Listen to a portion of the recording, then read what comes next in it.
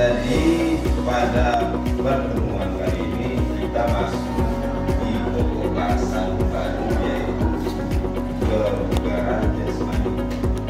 Jadi sebelum kita masuk, siapa yang nggak hadir? Siapa yang nggak hadir? Siapa? Mulyana. Kemana Mulyana? Ada kabarnya enggak? Oke. Mulyana, ada lagi? Alif Firza. Kemana Alif Agus? Agus kan temannya. Alif Firza dan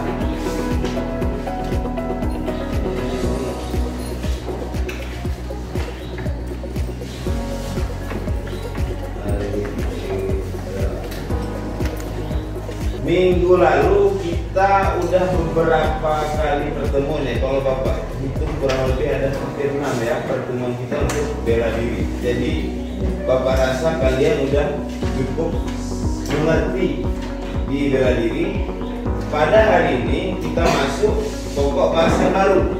Ini dia, kebugaran jasmani.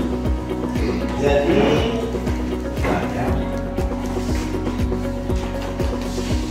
dulu di kelas 2 Bapak juga udah ada membahas sedikit tentang kebugaran jasmani dalam tubuh manusia. Nah, dalam tubuh manusia ada beberapa tahapan.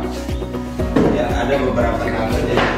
Lebih Bapak apalagi lupa Bapak tadi di situ. Tahapan paling mulai dari paling bawah seperti yang dirasakan teman kita sama tadi, Alif Firza, itu dalam kondisi sakit atau kurang sehat. Ini adalah bentuk dari kondisi tubuh ternak kita. Jadi kalau saat kita sakit ini, orang yang betul-betul sakit tidak mampu melakukan. Kenapa? Karena kalian mampu pergi ke sekolah. Bapak juga mampu ke sini, berarti tandanya sekarang Bapak sehat, kalian juga sehat. Kalian bisa mendengar cerita Bapak, bisa mengikuti pelajaran. Itu nambahnya kita sehat. Kemudian ada yang tertinggi dari kemampuan tubuh adalah bugar. Bugar. Orang yang bugar sudah pasti sehat. Mengetahui bahwasanya kalian itu sedang dalam keadaan bugar. Ada yang tahu? Ada yang tahu anak-anak Bapak? Ada nggak yang bisa memastikan bahwasanya di badannya sekarang kalian itu bugar? Ada program latihan yang kurang lebih dijalankan kurang lebih sekitar hampir mingguan.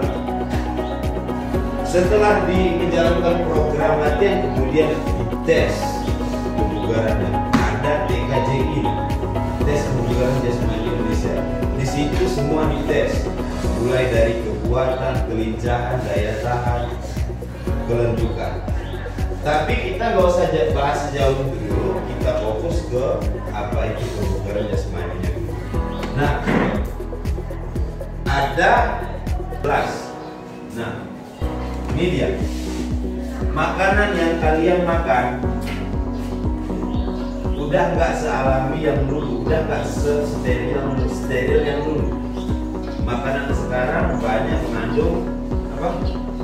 Micin ya, micin yang bisa memacu kanker dan penyakit-penyakit lainnya. Banyak makanan instan. Hampir rata-rata kita meminum setiap hari yang namanya gula. Apa contohnya di sini? Power F apa segala macam. Pokoknya semua meminum gula. Gula adalah pembunuh nomor 1 di dunia. Sementara makanan atau minuman yang bagus itu apa? Apa kira-kira? Madu ya, kita coba satu madu. Ini banyak dirubah dalam mindset pikiran manusia. Ya, madu terlalu banyak dibuat orang di bawahnya selalu awas. Di berapa waktu Dia kita istirahat 1 jam. Kira-kira berapa? 8 jam. 6 sampai 8 jam. Ya, waktu istirahat kita kapan? Allah menciptakan siang dan malam.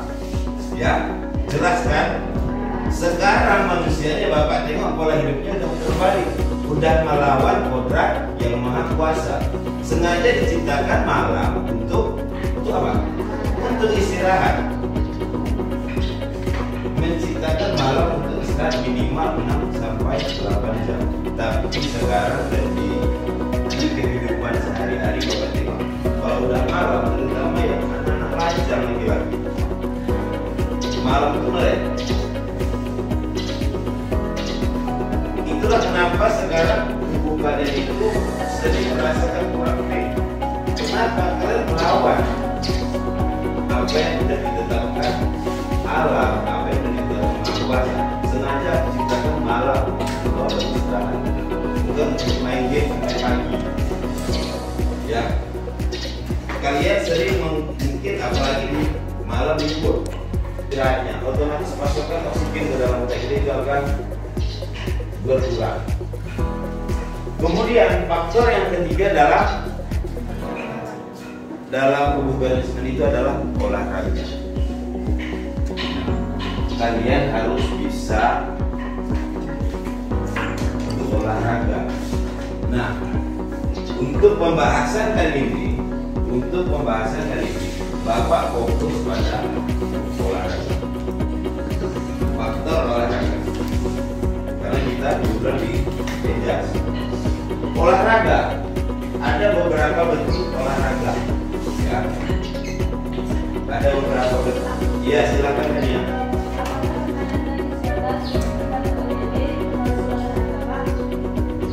Permainan tradisional seperti patok lele, apakah masuk unsur olahraga? Patok lele, ada nggak kira-kira? Olahraga tradisional umumnya ya, apalagi olahraga tradisional lain dari patok lele?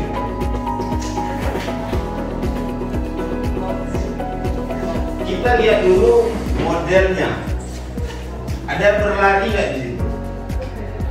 Kalau dalam patok lele,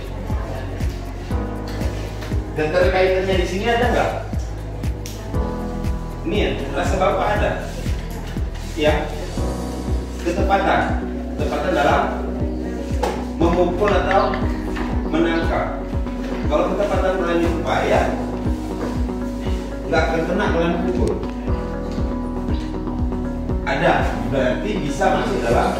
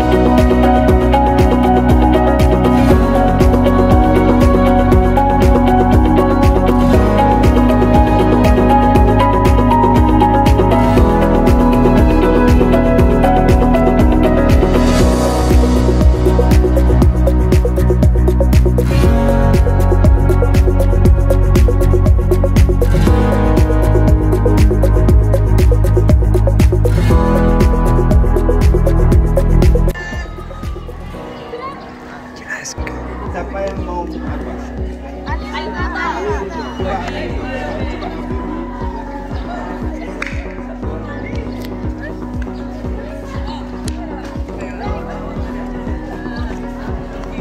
Sama-sama melakukan.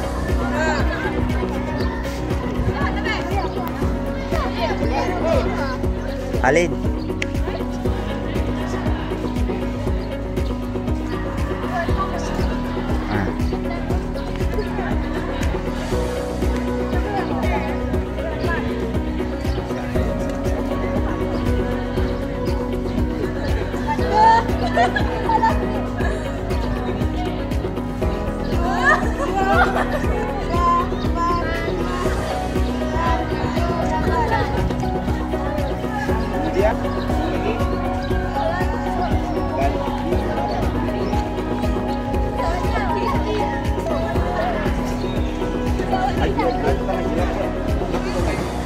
lakukan lagi sampai hitungan ke 10. 1, 2, 3, 4, 5, 6, 7, 8, 9, 1, 2, 1, 2, 4,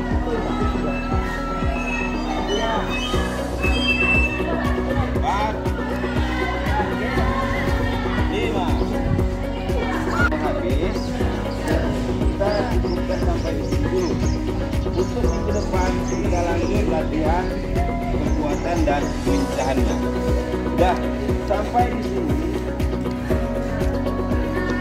Ada yang bisa disimpulkan nggak apa yang kita lakukan dari tadi? Silakan, Raffi. Sebenarnya adalah menurut saya di dalam ada terdapat daya tahan tubuh, badan dan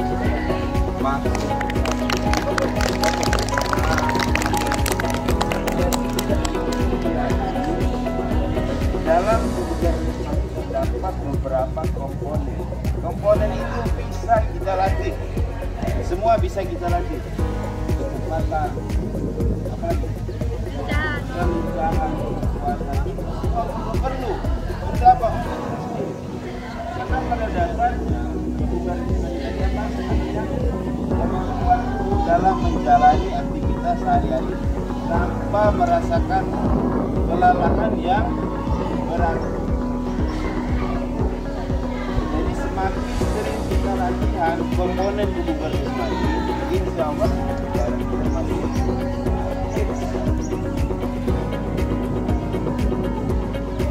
paham semua?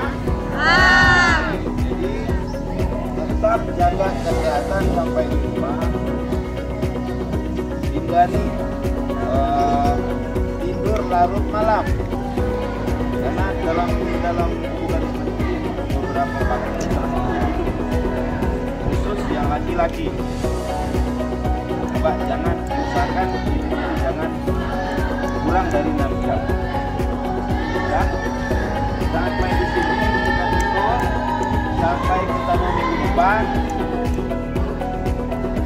Semoga semua sehat selalu dan salam olahraga. Supervisi ini merupakan instrumen penilaian bagi guru dalam menjalankan proses belajar mengajar di dalam kelas. Tujuannya adalah agar guru dan peserta didik lebih berinovasi di dalam kelas dalam proses belajar mengajar dan lebih maksimal untuk mengikutinya.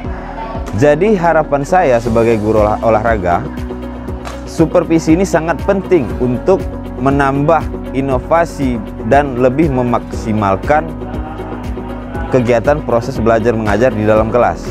Saya mengucapkan terima kasih banyak kepada supervisor saya, yaitu Bu Laramah SPD, yang telah membimbing saya dari awal sampai di akhir pelajaran. Harapan saya kepada siswa atau kepada peserta didik untuk lebih meningkatkan kreativitas dan inovasinya dalam belajar. Tetap semangat, jaga kesehatan, dan salam olahraga.